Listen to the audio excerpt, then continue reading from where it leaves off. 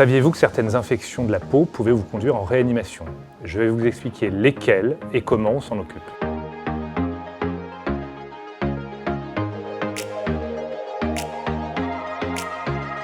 Alors, il y a deux types d'infections de la peau et des parties molles. Il y a les infections nécrosantes qu'on oppose aux infections non nécrosantes.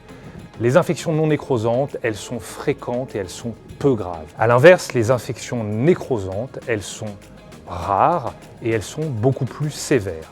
Ce sont des infections bactériennes qui touchent les membres inférieurs le plus souvent, mais qui peuvent toucher à peu près n'importe quelle partie du corps.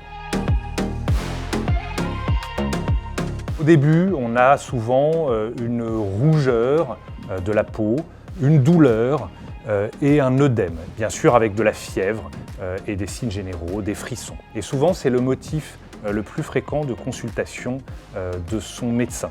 Là où il faut s'inquiéter, c'est si, en plus des signes que je viens de citer, apparaissent des bulles hémorragiques, des lésions violettes de la peau, des douleurs insupportables. Et lorsque des antibiotiques vous ont déjà été prescrits et que les symptômes persistent, il faut consulter sans attendre. Vous serez pris en charge dans une structure hospitalière adaptée dans laquelle une chirurgie en urgence sera effectuée. Dans environ un cas sur deux, une prise en charge en réanimation sera nécessaire. Au décours de la phase aiguë, une réadaptation sera aménagée pour permettre la récupération et minimiser le risque de séquelles.